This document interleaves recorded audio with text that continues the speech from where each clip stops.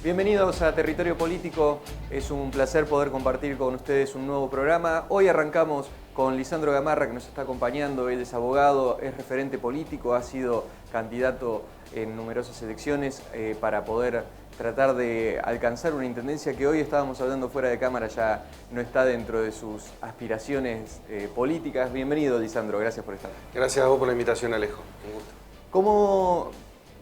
Para arrancar quiero ir directo a una problemática local de Gualeguaychú que tiene que ver con la creación de la Defensoría del Pueblo y del Ambiente, una especie de espacio estatal donde se radiquen denuncias sobre mal desempeño, sobre injusticias o cosas que no se estén aplicando como corresponde, y que desde esa instancia, que en teoría sería encabezada por alguien apartidario, se puedan ir haciendo las instancias de denuncias, de seguimiento, de control al Estado mismo. ¿Cómo ves esta creación? Qué contradictorio que me resulta incluso a veces pensar que se habla por un lado de reducir o de no incrementar la planta estatal y se crea una instancia como esta, incluso apoyado desde la oposición. En principio, dividirlo en dos puntos, digamos, centrales, como para darle dos visiones diferentes.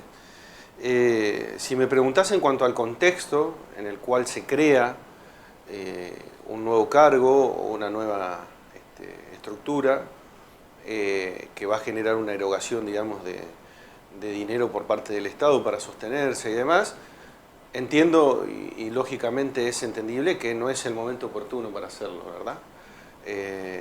Con todo lo que estamos viviendo, no solo con las contradicciones que puede tener el propio Estado desde su seno, sino el contexto en el que estamos viviendo socialmente, ¿verdad?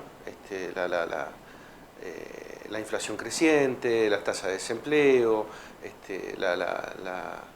el parate, digamos, en un aparato productivo y generador de trabajo en la Argentina que está con expectativas muy cortoplacistas, con poca visión de largo plazo y demás. Entonces, el contexto no es el ideal. Respecto de la figura del defensor del pueblo, entiendo que es una figura que es necesaria y que en Gualeguaychú siempre fue necesaria. A mí me tocó ser secretario del Consejo Deliberante y hasta el día de hoy, o hasta que se ponga en marcha, digamos, esta cuestión y se designe el primer defensor, el defensor del pueblo era el secretario del Consejo Deliberante, o cumplía las veces de función, digamos, en esta cuestión. Entiendo que es positivo que exista una instancia de revisión y especie de auditoría externa de los actos gubernamentales que se realicen en la ciudad de Gualeguaychú. El defensor del pueblo básicamente lo que busca es esto, digamos, ¿no? Es tratar de generar un lazo de resguardo de derechos para los vecinos de la ciudad contra los actos administrativos que se lleven adelante, ¿no? Hasta el día de hoy, vos imaginate que ibas a plantear algún tipo de apelación, algún tipo de resolución o de vulneración de derechos que generaba un decreto municipal, una ordenanza municipal o alguna decisión de algún ente dependiente del Poder Ejecutivo local, terminabas en el Consejo Deliberante y terminaba resolviendo la situación un funcionario que está puesto por el Consejo Deliberante y votado por la mayoría de los concejales, es decir, oficialista. Entonces era toda una contradicción también. Si vos me preguntás puntualmente en cuanto a eso, por eso digo verlo desde dos aristas. La creación del defensor del pueblo no es negativa, es sumamente positiva para generar esta cuestión de contralor con el Estado, siempre y cuando sea una persona. Creo que hablar de que sea apolítica es prácticamente imposible, porque todos tenemos, apartidaria. Todos tenemos esa cuestión. Tiene que retirarse. Pero bueno, que eso ya te deja incluso un poco sospecha de... Y bueno, por eso te digo, apartidario es muy difícil, ¿viste? Lo que sí creo es que, obviamente, bueno, no será permanente el cargo, tendrá que ser...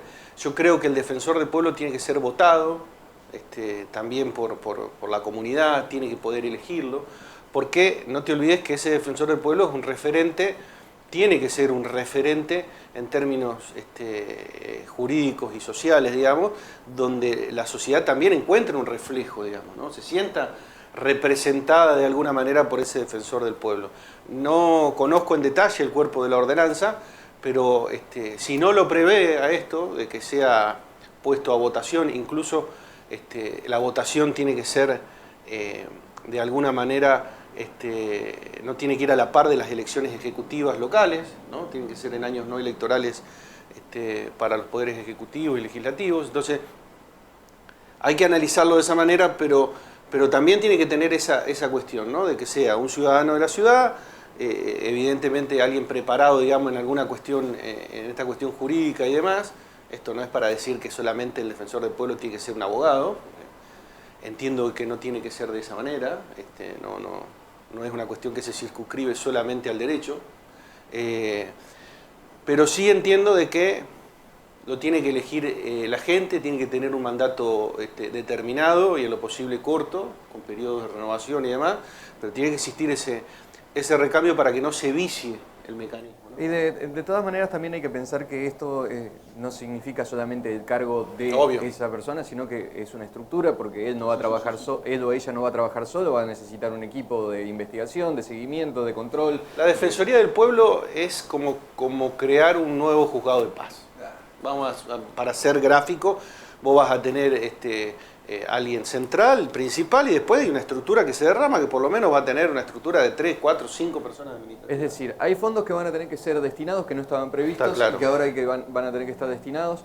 Paralelamente se ha hecho una crítica fuerte desde el lado de la oposición al presupuesto 2023 presentado por el Ejecutivo Municipal local.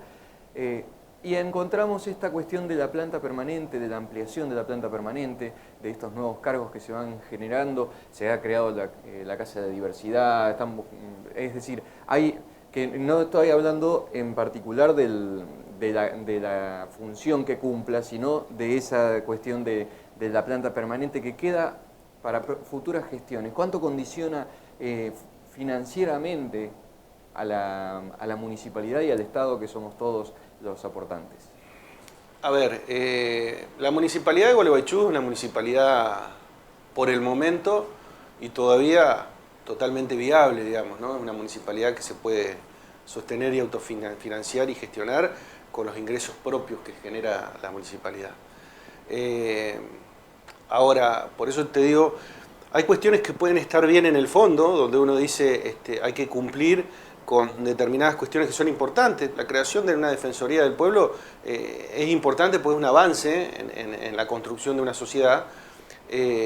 Quizás el momento no es el indicado. Este es el problema que tenemos, ¿no? O sea, es la decisión correcta en el momento equivocado. Pero bueno, creo que hace muchos años que viene pasando la decisión, las decisiones que se vienen tomando no son ni en los momentos, ni muchas veces las decisiones son las correctas, digamos. Pero sobre todo no se toman en momentos determinados donde la sociedad y donde el contexto ayude a esta cuestión.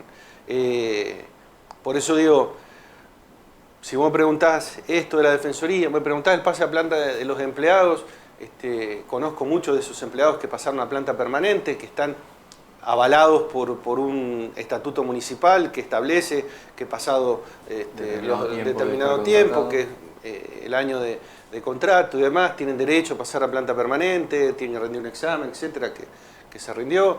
Sí, también es injusto para esas personas que no hayan sido contratadas como... Lo que pasa es que son permanencias.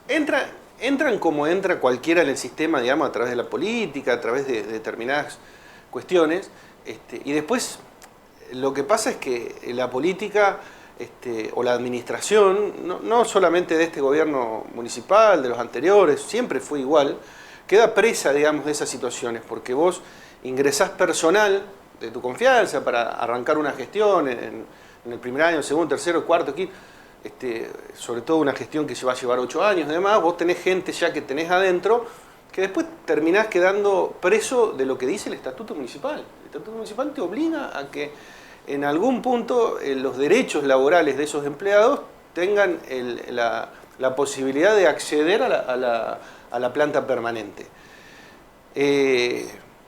Entonces, a ver, ¿cuáles son las contradicciones en estas cuestiones?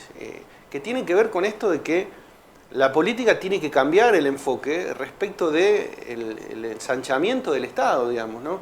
Estos cargos que se crean o estos ingresos que se crean deberían ser en función de, no solo debería existir una proporcionalidad entre los empleados que se van, porque hay gente que se retira, digamos, ¿no? Todos los años hay gente que se jubila, sino también en la necesidad, para que no exista un Estado ocioso, digamos, ¿no? Un personal ocioso en el Estado.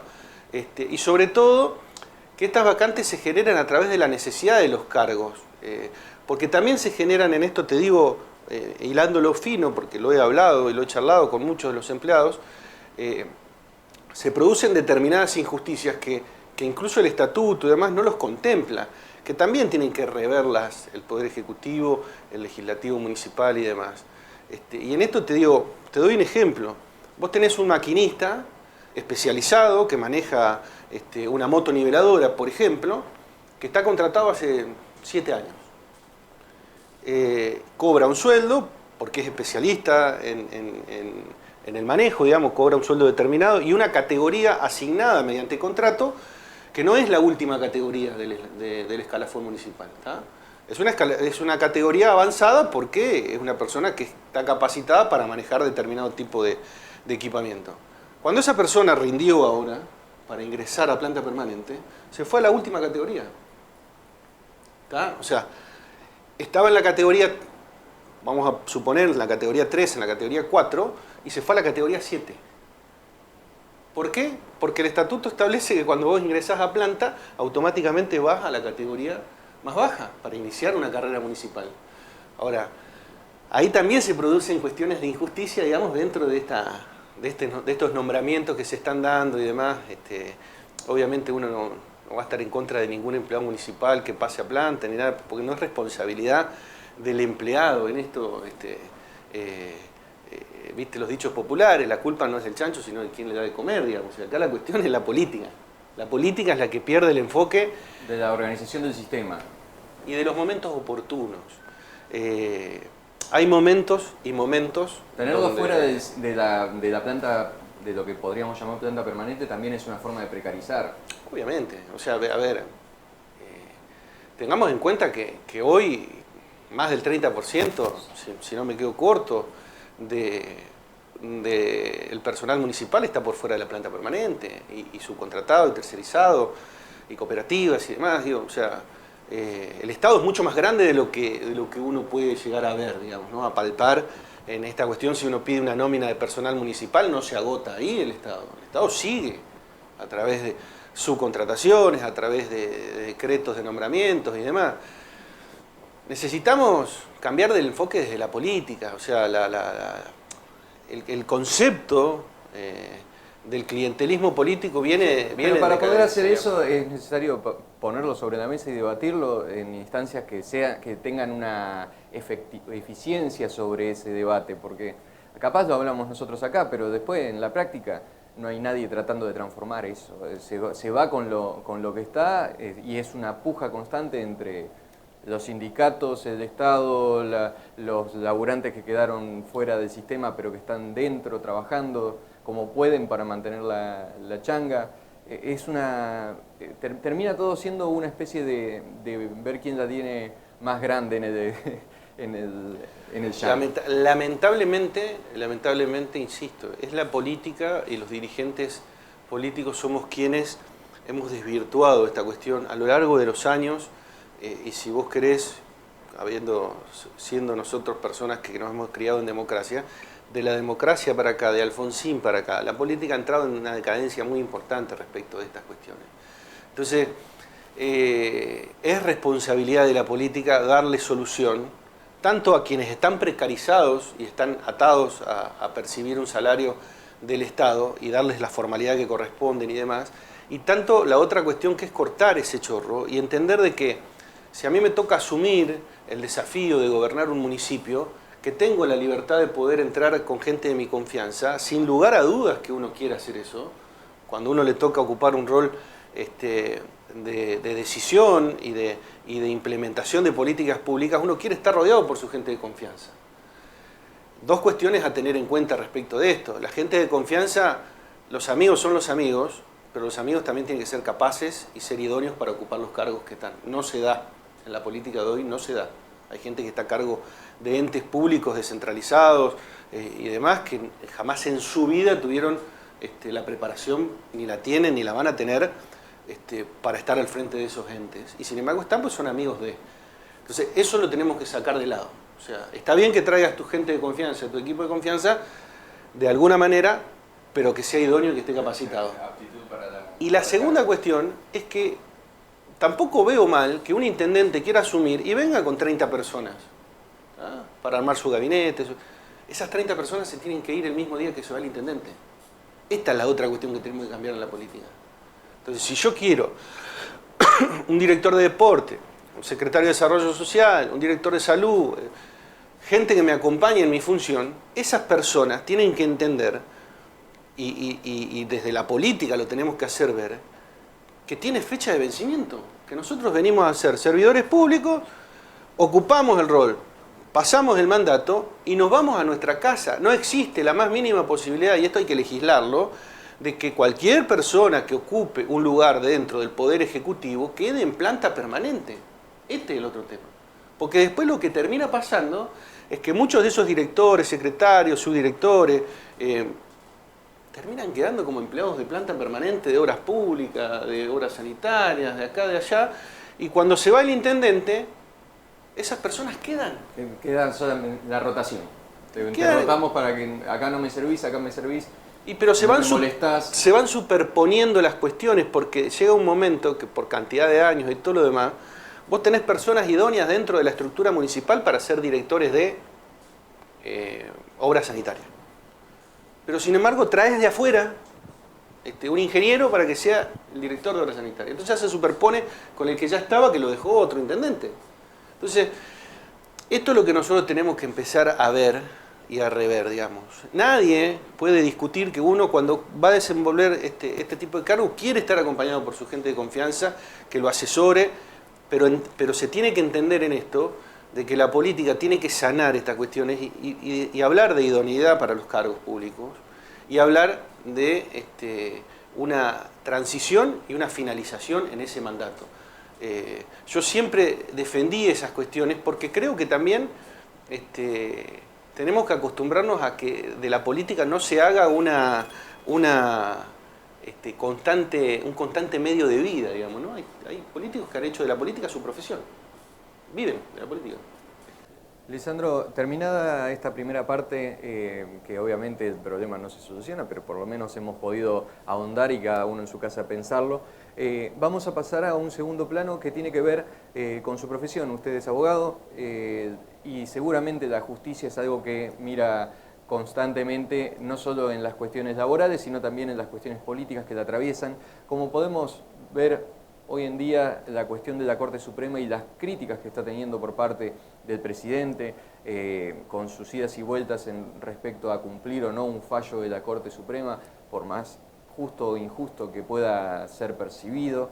La presidenta acusando de un partido judicial a lo que está ocurriendo con sus causas. Y finalmente tenemos en lo más cercano al Partido Comunista solicitando hacer una marcha en contra de la Corte Suprema. Es decir, hay una especie de plano general donde la política está desde el Ejecutivo y desde los partidarios teniendo como enfrente belicosamente a la justicia. ¿Cómo podemos leer esta situación? Lo decíamos recién, forma parte del deterioro de la política, de estas inconsistencias y estas faltas de argumentos. Cuando vos te quedás sin argumentos para avanzar, empezás a recurrir a manotazos que realmente están muy por fuera de lo que es la práctica democrática y la división de poderes y demás. Te digo puntualmente, es extraño y es raro, digamos, que pase esto cuando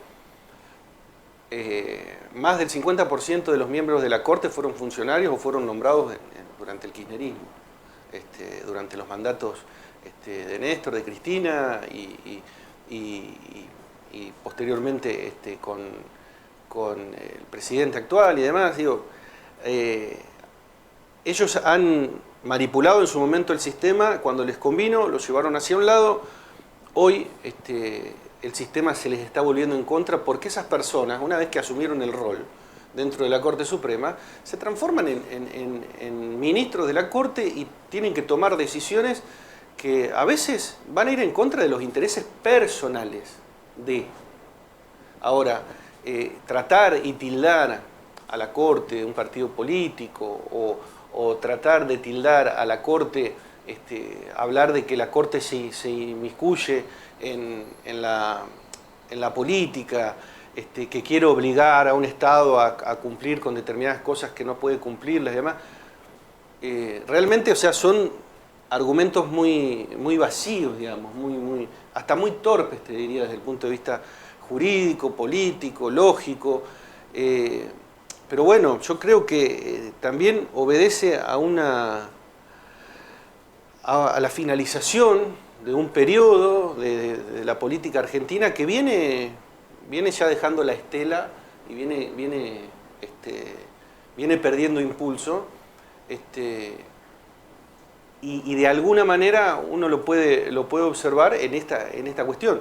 Quien acusa de partido político a la Corte es una expresidenta, actual vicepresidenta, que está procesada, condenada y demás, ¿no? Ahora, Lisandro, una cosa era lo que hasta hace un tiempito atrás veníamos viendo, que era acusaciones, opiniones, críticas, y otra cosa muy distinta es desacatar una orden de la Corte Suprema.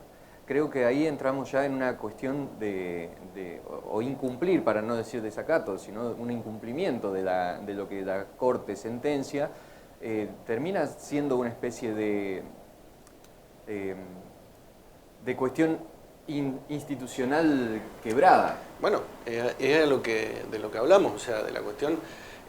Pero del nivel grave, porque yo me referencio en lo más cercano que tenemos, que es Perú.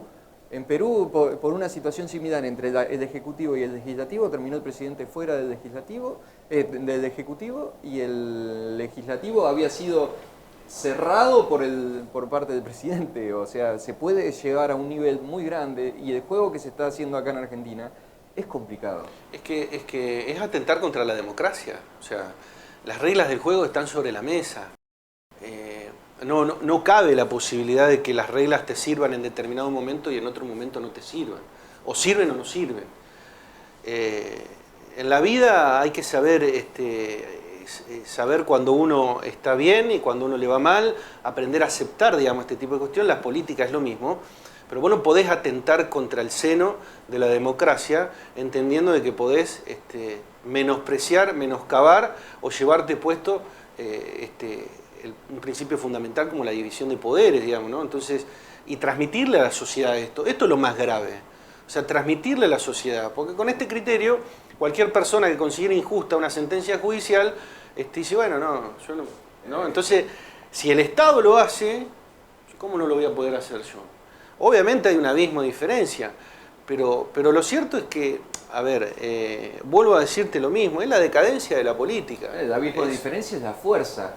Obviamente. Que tiene el poder para hacer la persona que lo impulsa. Sin ningún tipo de duda es eso, y tiene que ver con todos los vicios que venimos teniendo, porque recién hablábamos, en el otro bloque hablábamos de la cuestión de los empleados del Estado y demás. La justicia no está al margen de esto. El Estado, el poder político, se ha inmiscuido en el poder judicial, de arriba hacia abajo y de abajo hacia arriba, donde vos tenés hoy gente que ocupa cargos de secretarios, fiscales, jueces, suplentes, durante muchos años, que no se convocan a muchos concursos y demás, porque la política los necesita volátiles. Y esto también tiene que ver con la posición que tiene la Corte. Porque esto se ve, esto es palpable, o sea, vos tenés jueces, en la provincia de Entre Ríos tenés jueces que son suplentes, que están hace 5, 6, 7, 8 años en el mismo cargo como jueces, pero esos tipos no son libres de poder tomar una sentencia por mano propia y tomar una decisión autónoma. No son capaces de crear derecho a través de su sentencia, porque tienen que ver a quién afectan. Porque si afectan a alguien que no les conviene, mañana se les termina la suplencia. Entonces, y esto es una cuestión grave. Entonces, la Corte, que es el órgano máximo del Poder Judicial, que es un órgano de alguna manera intocable en algún punto, porque tienen garantías constitucionales como la tiene cualquier juez y demás, hay un motivo y un mecanismo de remoción de esos funcionarios, te está marcando un norte en este sentido. Donde, a ver, tiene que ser clara la división de poderes, tiene que haber un respeto. El presidente de la Corte tiene la misma importancia dentro de un seno democrático que el presidente de la Nación. Es más, presupuestariamente se manejan de maneras independientes y demás, pero hay que acabar con esta cuestión de que el Poder Judicial sea rehén de la política en estas cuestiones. Por esto que yo te digo, pasa acá, pasa en nuestra ciudad, fiscales, secretarios, jueces que son suplentes y que no tienen la libertad de decir, che, esto tiene que ir para aquel lado. No, pero fíjate que vas a afectar a fulano. Entonces, bueno, veo que hago...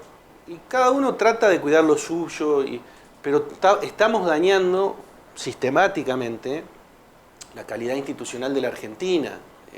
Esto es una realidad, por eso uno insiste, yo vengo insistiendo hace mucho tiempo y en los diálogos que tenemos con dirigentes de nacionales y demás, que la democracia en la Argentina está en peligro. Esto es una realidad. Y esto que estamos hablando, que decís vos, no está lejos de este diagnóstico de que la democracia está agonizando en esto, porque lamentablemente están empezando a romperse barreras y romperse criterios y ya ni siquiera es una falta de respeto, ya trasciende esta cuestión y tiene que ver con quebrar institucionalmente el sistema que, a mi criterio, es el mejor sistema de gobierno que existe, por lo menos hasta el día de hoy, que es la democracia, digamos, ¿no?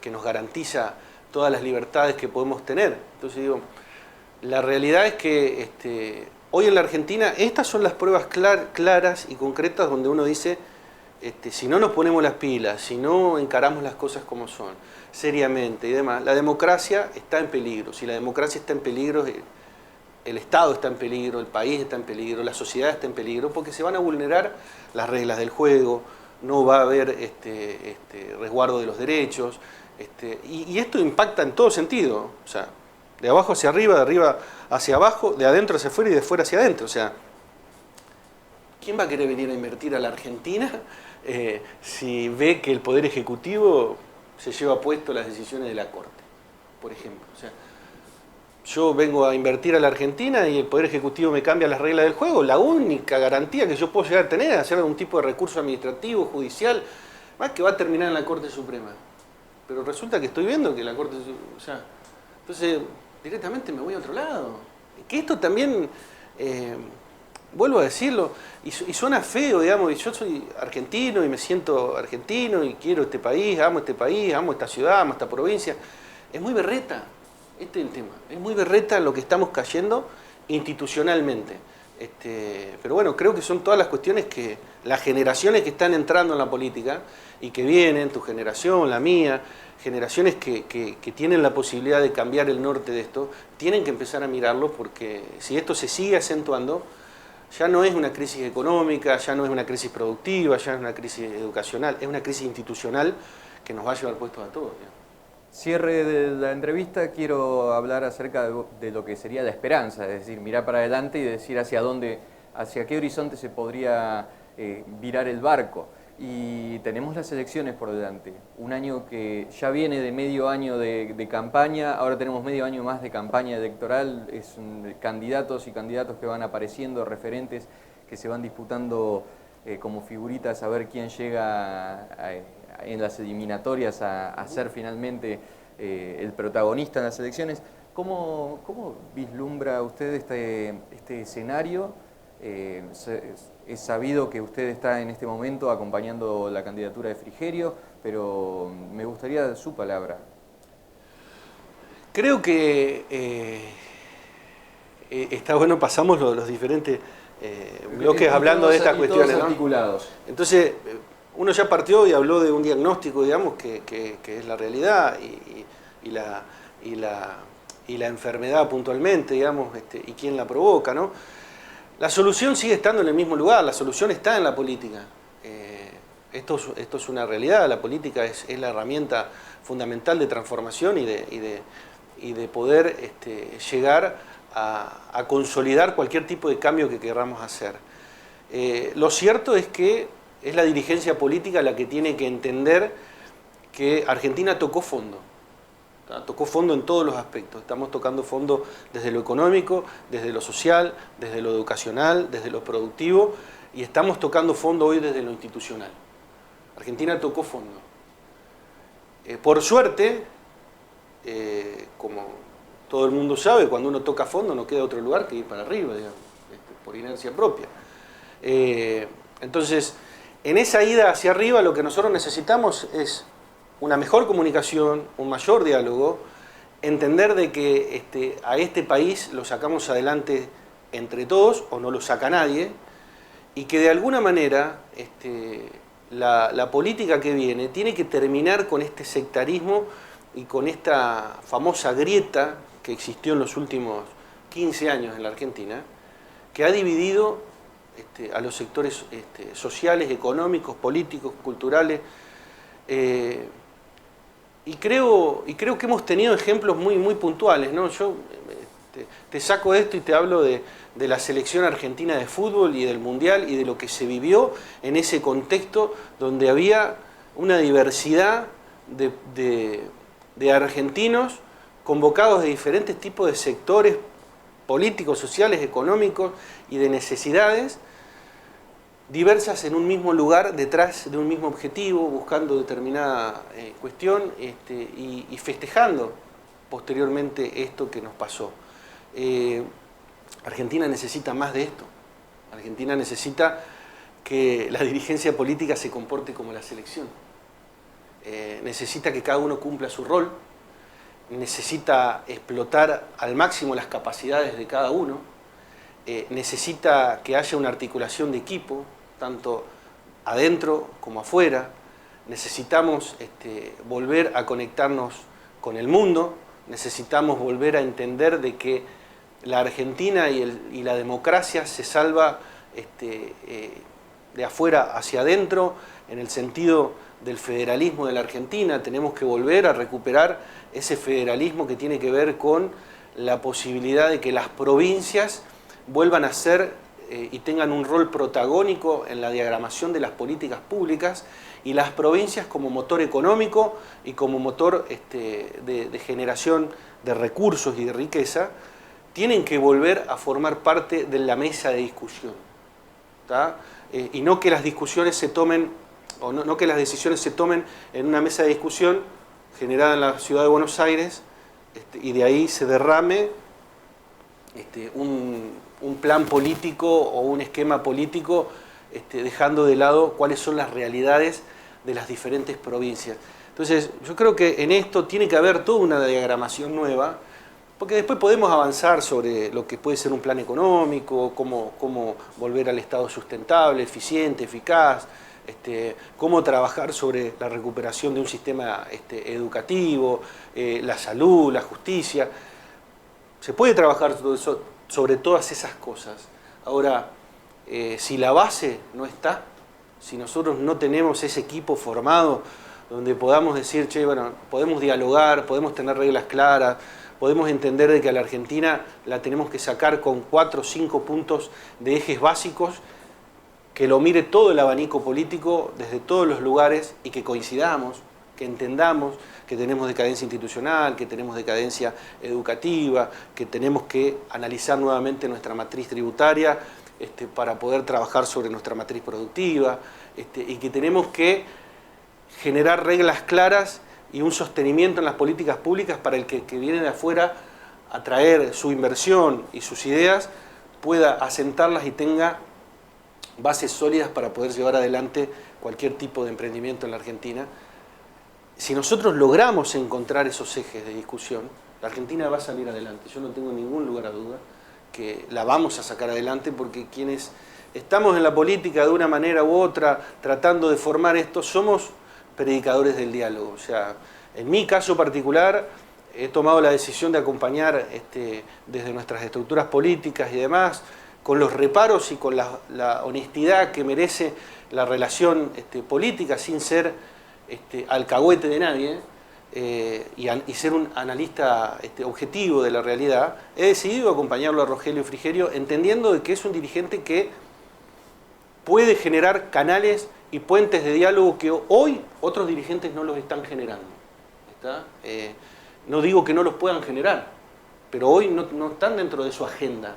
Hoy dentro de su agenda está sostenerse y aferrarse a estas cuestiones y caer en un discurso muy trivial, banal y fuera de lo que corresponde desde lo institucional, como las cosas que hemos estado hablando, para seguir sosteniéndose y quedándose en el propio cargo. Entonces digo, también mi intención y la de muchos argentinos y muchos entrerrianos de esta generación es justamente eso, ¿no? Es decir,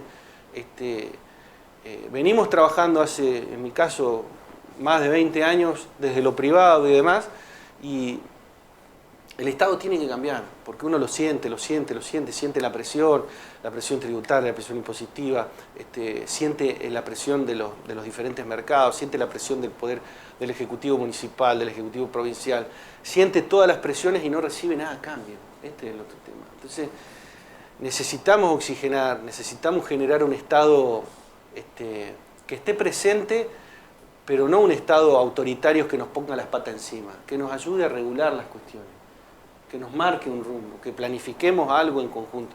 Entonces, es un rediseño de política que también tiene que ver, y en esto siempre lo he dicho hace mucho tiempo, tiene que ver con un cambio sociocultural muy importante, ¿no? Donde tenemos que volver a recuperar la cultura del trabajo, la educación, la formación, tratar de pensar en nuestros gurises como el semillero del futuro para las diferentes cuestiones que vienen y los desafíos que vienen, empezar a prestar atención en esas cosas. Pero bueno, insisto, es un cúmulo de cuestiones que yo creo que la Argentina va a salir adelante, porque, vuelvo a repetirlo, si no se dieron cuenta, espero que se den cuenta que hemos tocado fondo.